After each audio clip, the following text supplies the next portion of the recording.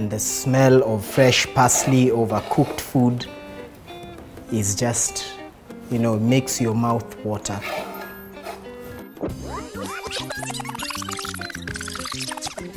Hey guys, welcome back to the Kenyan kitchen. I am Chef Les. Thank you so much for everyone who subscribed to our channel, liked, shared our work, commented on making us improve and get better. As you can see, we are being hosted today by Pneumatic. These guys supply and do kitchen fit outs. We are into the festivities and it's a time of sharing and family and great food. I would love to show you how to make amazing Mbuzi Choma. And I want to show you how to make a simple brine that will flavor the mbuzi all the way through, making it juicy, tender, really, really amazing, and will make everyone rave about your Mbuzi Choma. Karibu sana. For our Mbuzi Choma, we will need mbuzi. We'll also need some good old lager. I have some bay leaves with me, some black peppercorns, salt, fresh rosemary, and some acidity. And with our acidity, we'll use a bit of lime and lemons. What I have here is a pot of boiling water. Just a bit that we are going to throw in our fresh herbs. What we'll start with is that I have some boiling water, and what I want to do is put the salt in. And then once the salt dissolves, you'll just add cold water and make a big batch for your brine. Then we'll let this cool down before adding in our mbuzi. As our salt dissolves, we'll put in our zest, our lemon zest, and our lime zest. My bay leaves go in. My peppercorns go in, my soy goes in. We'll give this a good stir.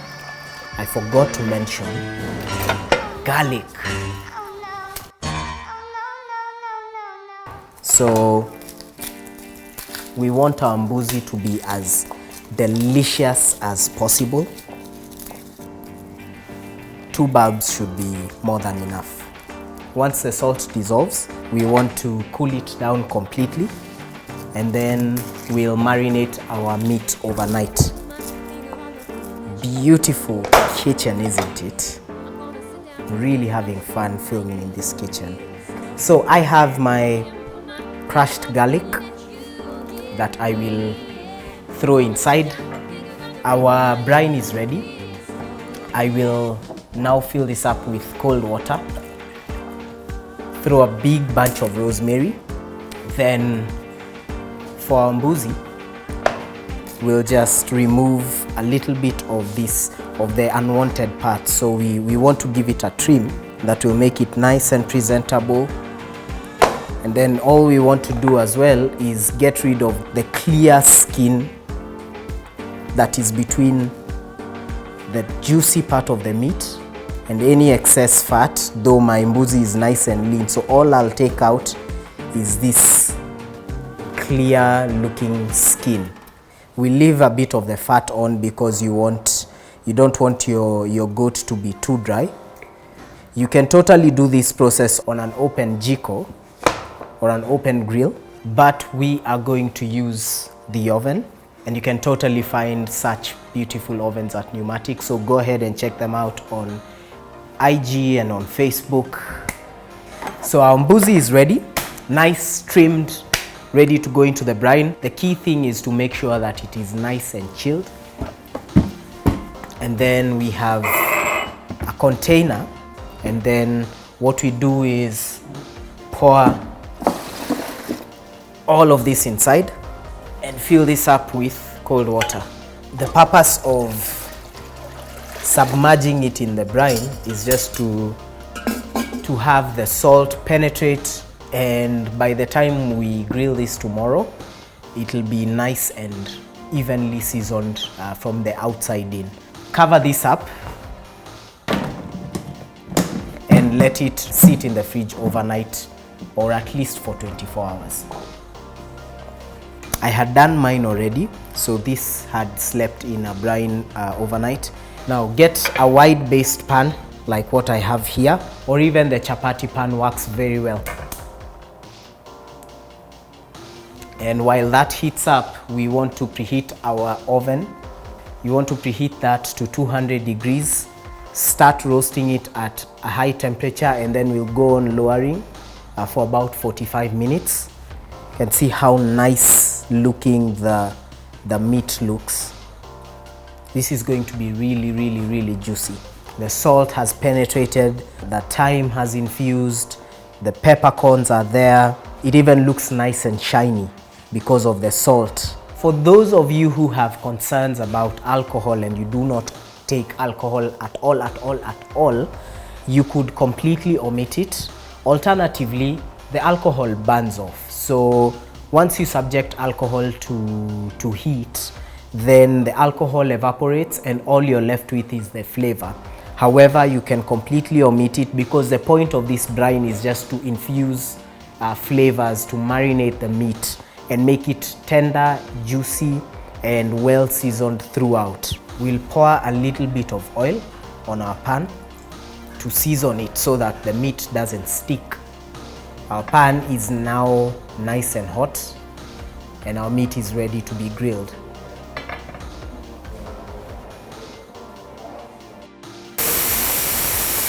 So we want to sear the outside of our leg, get it to a nice golden color. Look at that. You can see the meat is already searing on the outside, and you can see how juicy it is. Now our oven is ready. Our mbuzi is almost ready. Let's get some foil paper that will wrap this baby up and then put it in the oven. Once we are done searing this baby up, we'll get rosemary and everything, basically everything that we had in our brine after straining it off, and we'll just roast all of this together. This is now ready to roast. So we'll start off at a high temperature and then lower this after about intervals of 10 to 15 minutes until our mbuzi is completely roasted. We'll check on it after 45 minutes. Now, in the meantime, we'll make our side dishes for the mbuzi. I want to serve my mbuzi with baby potatoes and some sweet corn. You can have it with ugali and kachumbari, and basically I have baby potatoes. The beauty about them is that you don't need to peel or cut.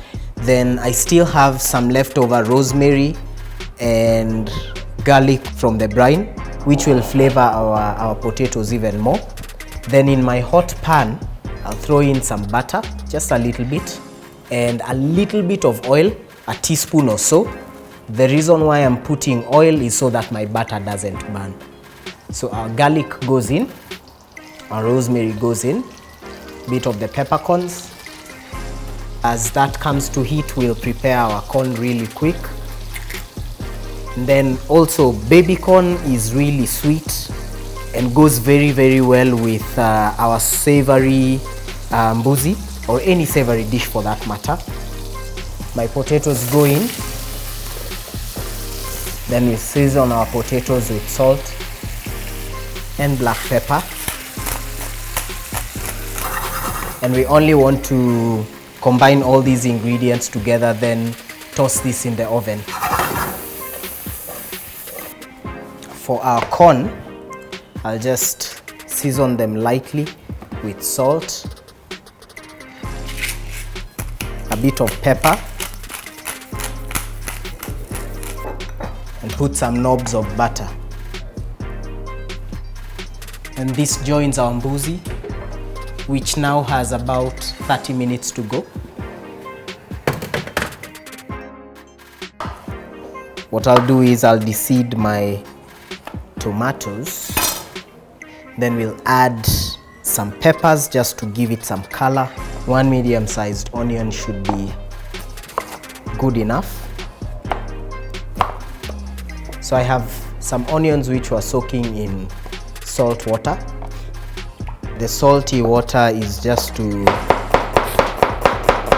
cut down on the pungent flavor of the onions. You know, they get too strong. Right, that's done. We'll throw in some chilies, some nice fresh chilies.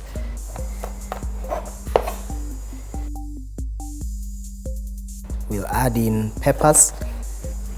I'm removing the pith or the spongy part of it because there is neither any flavor nor nutritional value. A nice yellow pepper as well. So why I'm mixing the peppers, the yellow and the green, is that green peppers are not as sweet as yellow ones. We'll throw all of this in. Some fresh dhania. We give our lemon a nice good squeeze. We had the one that we used for the brine as well. So lemon also adds a different element to our kachumbari. Acidity, that nice freshness, a good zing, gives you a nice kick. And last but not least, we shall season our kachumbari with salt, black pepper, and we'll give this a good mix. About a tablespoon or so of either olive oil, or in my case that's infused sunflower oil. I've infused it with rosemary. You can infuse it with garlic, and we shall keep this in the fridge until our mbuzi is ready and we are ready to serve. Guys, we are ready. It's been 45 minutes. Our mbuzi is very ready. Ooh. Let us have a look at it. We want to rest our mbuzi a bit so that all the juices can relax and go back into the meat. So we'll just have a look at it. Look at that. It's beautiful, isn't it? So we'll just place it over here on our rack so that all the meat rests. The more it rests, the more the juices settle in, the more tender and evenly juicy it is. Potatoes are also ready.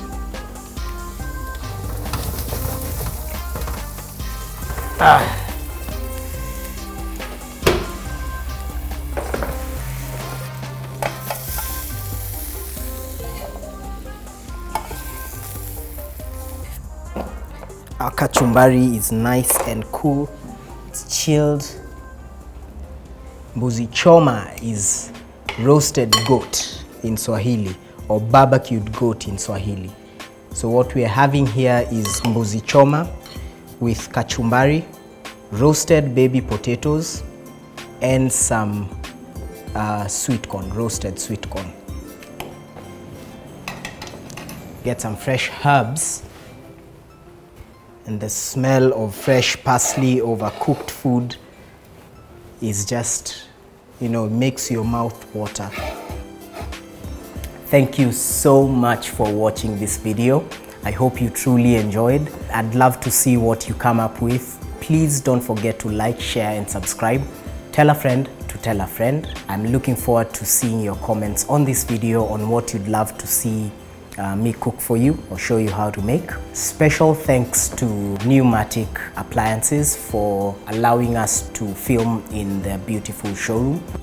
And my family at Blink Productions. Happy holidays, everyone. Stay safe. Happy cooking.